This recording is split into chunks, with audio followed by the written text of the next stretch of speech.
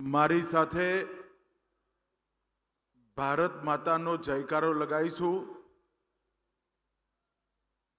સૌ બહેનોને મારી વિશેષ વિનંતી છે કે તમારો અવાજ આજે મોદી સાહેબ સુધી પહોંચવો જોઈએ કે બનાસકાંઠાની બહેનો ભારત માતા કી જય બોલે। સૌ લોકો મારી સાથે બંને હાથ ઉઠાવે, જરા ઉઠાવો બંને હાથ। બનાસકાંઠાને સમૃદ્ધ કરવાના સંકલ્પની મુઠ્ઠી ભીંચી પ્રચંડ અવાજથી બોલીએ, ભારત માતા કી, ભારત માતા કી। મંચ પર ઉપસ્થિત ગુજરાત વિધાનસભાના અધ્યક્ષ, બનાસ જિલ્લા ડેરીના પ્રમુખ અને મારા મિત્ર श्री शंकर भाई चौधरी साहेब, सहकारिता मंत्रालय में हमारा साथी श्री कृष्णपाल गुर्जर जी, श्री मुरलीधर माहौल जी, राज्य सरकारना सहकार और कृषि विभागना मंत्री श्री जीतूभाई वाघाणी, श्री ऋषिकेश भाई पटेल, ऊर्जा और पेट्रो रसायन मंत्री गुजरात सरकार प्रवीण भाई मारी, वन और पर्यावरण विभागना राज्य कक्षाना मंत्री श्री स्वरूप जी ठाकुर, खादी ग्राम उद्योगना मंत्री, सुजुकी R&D सेंटर थी आवेला बन्ने एमना डायरेक्टर श्रीओ श्री शिव मंगल तोमर जी, मोहिते पाटिल धैर्यशील जी, बहन पूनमबेन माडम जी, भरत सिंह जी डाभी, श्री भूमारे संदीपन राव, श्री नरेश बंसल जी, श्री लहर सिंह सिरोया जी, भारत सरकारना सहकार सचिव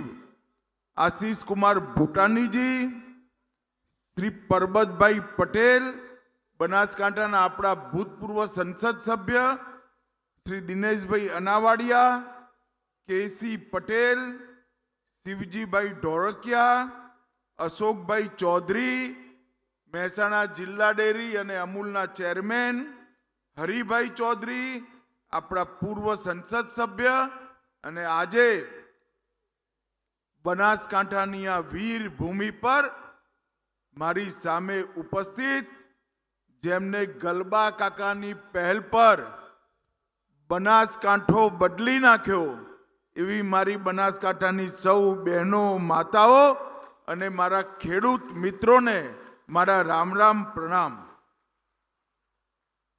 आजे बनास डेरीनी केटलीय नवी शरूआतों भूमिपूजन अने लोकार्पण अहींया આજે મને કરવાનો મોકો મળ્યો। બનાસકાંઠાની અંદર ગલબાભાઈએ જે યાત્રા શરૂ કરી એ યાત્રા ધીરે ધીરે ધીરે વધતા વધતા 400 રૂપિયાનું દૂધ ભરાતું એમાંથી 24,000 કરોડના વેપાર સુધી પહોંચી છે। 24,000 કરોડના। અને અહીંયા બહેનો બેઠી છે।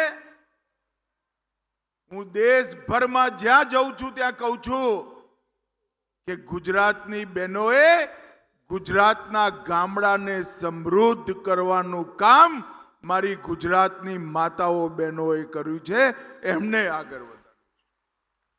अहींया बेठेला सौ खेडूत भाईओ बहनों अने विशेष करी सहकारी आगेवानो, गामनी दूध मंडळीना चेरमेन, बनासना डिरेक्टरो, खरेखर तमने बधाने खबर नहीं कि तमे केवो चमत्कार सर्ज्यो। 24,000 करोड़नी एक कंपनी ऊभी करवी होय तो कॉर्पोरेट ने पण परसेवा छूटी जाए। मारी बनासनी बहनों अने मारा खेडूतोए जो जोतामां 24,000 करोड़नी कंपनी ऊभी करी। अने आजे हूँ मारी साथे देशनी संसदना बन्ने सदन લોકસભા અને રાજ્યસભા એના પ્રતિનિધિઓને લઈને આવ્યો છું. 2 દિવસથી એ લોકો અહીંયા છે અને જાન્યુઆરીમાં દેશભરની બધી ડેરીના 250 ચેરમેન અને મેનેજિંગ ડાયરેક્ટર આવવાના છે. તમારો પરાક્રમ જોવા માટે, તમારો ચમત્કાર જોવા માટે કે બનાસકાંઠાએ શું કર્યું છે. મિત્રો, 85, 86, 87 ના દુકાળમાં હું એક કાર્યકર્તા તરીકે અહીં આવતો હતો. લૂ વાય, ગરમ લાય, પવન અને માણસને શરીરનું બધું પાણી વરાળ બનીને ઉડી જાય એવું વાતાવરણ હતું. ખેડૂતો મળતા પૂછતા, અમે જૂના ચંપલ અને સુખડી વેચવા જતા. જ્યાં સરકારી કામ ચાલતું, ત્યાં ચોકડીઓ પાડવાનું કામ ચાલતું, ત્યાં અને પૂછતા કેટલી ખેતી થાય. આકાશી ખેતી, એક ચોમાસું પાક થતો. હમણાં મેં શંકરભાઈને પૂછ્યું કે શંકરભાઈ શું છે ખેતીની? એમને કહ્યું, સાહેબ 3 પાક આજ મારા બનાસકાંઠાનો ખેડૂત 3 પાક. મગફળી એ વાવે, બટાકા એ કરે, કોઈ ઉનાળુ બાજરો એ કરે અને ચોમાસાનો એ પાક કરે. બનાસકાંઠાની અંદર 3 પાક લેતી ખેતી 25 વર્ષ પહેલા સ્વપ્ન હતું. નરેન્દ્રભાઈએ ગુજરાતના પાણીવાળા વિસ્તારમાંથી પાણી બનાસમાં વારવાનું કામ કર્યું. સુજલામ સુફલામ યોજના અને નર્મદા મહીકાંઠાનું વધારાનું પાણી અને નર્મદાનું પાણી બનાસકાંઠામાં આવ્યું. અને પહેલા મારા બનાસકાંઠાનો ખેડૂત બીજા માટે મજૂરી કરતો, એને પોતાની જમીનને સ્વર્ગ બનાવીને આજે બનાસકાંઠાને સમૃદ્ધ કરવાનું કામ કર્યું છે. સમૃદ્ધ કરવાનું કામ. અને મિત્રો, આપણા ત્યાં એવી પરંપરા નથી, આદત નથી, આવડતે નથી. કોઈ મોટું કામ થયું હોય તો એનું ડોક્યુમેન્ટેશન કરવું, એનો ઇતિહાસ બનાવો. પરંતુ મેં 2 યુનિવર્સિટીઓને કામ સોંપ્યું છે. બનાસકાંઠા અને મહેસાણાની અંદર જળ સંચય અને જળના માધ્યમથી, પાણીના માધ્યમથી જે સમૃદ્ધિ આવી, જીવનમાં પરિવર્તન આવ્યું, એનો ઇતિહાસ લખવાનું કામ 5 જુવાનિયાઓ કરે છે. અને મને વિશ્વાસ છે બનાસકાંઠાનો આ પરિશ્રમ પૂરા દેશ માટે પ્રેરણા સ્ત્રોત બની સુવર્ણ અક્ષરથી ગ્રામીણ વિકાસના ઇતિહાસમાં નોંધાશે. મિત્રો અને મિત્રો, આ તમે જે પરાક્રમ કર્યું છે એ પરાક્રમ, એમાં સૌથી મોટી સંતોષની વાત છે કે કામ બહેનોએ કર્યું. 24,000 કરોડના વેપારમાં દૂધ ભરવાનું બધો મહેનત, બધું કામ મારી બનાસકાંઠાની માતાઓ, બહેનો અને દીકરીઓએ કર્યું છે. અને એ દુનિયાભરની મહિલા સશક્તિકરણની વાતો કરવાની બધી NGO માટે સૌથી મોટું ઉદાહરણ છે.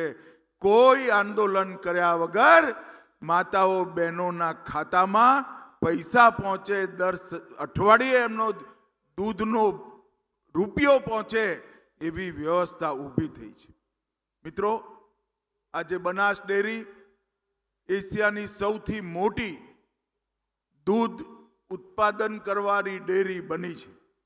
એમાં ગલબા કાકાનો બહુ મોટો સિંહ ફાળો છે. ગલબા કાકા એક એવું વ્યક્તિત્વ જેના હૈયે કેવળ ને કેવળ ખેડૂતોનું હિત હતું. 1966માં વડગામ અને પાલનપુર 2 તાલુકાની 8 ગામની ડેરીઓ, 8 જ ગામની મંડળીઓથી આ ચાલુ થયેલી યાત્રા આ 24,000 કરોડના ટર્નઓવર સુધી પહોંચી છે. ગલબાભાઈએ જે પરંપરા નાખી એનો મૂળ મંત્ર તો અમારી જોડે રૂપિયા ઓછા છે, રૂપિયા થોડા છે, પણ અમે જણ વધાર છે.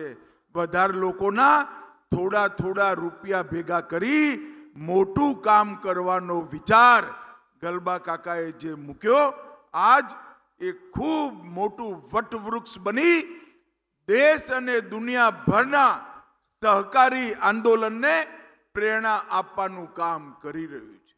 મિત્રો, આજ હું અહીંયા આવ્યો છું ત્યારે આજ બાબા સાહેબ આંબેડકરનો સ્મૃતિ દિવસ છે. આજ બાબા સાહેબ આંબેડકરે જે બંધારણ દેશને આપ્યું એના આધાર પર દલિત, ગરીબ, આદિવાસી, પછાત વર્ગના લોકો બધા જ સન્માનપૂર્વક જીવન જીવી શકે એવી વ્યવસ્થા થઈ.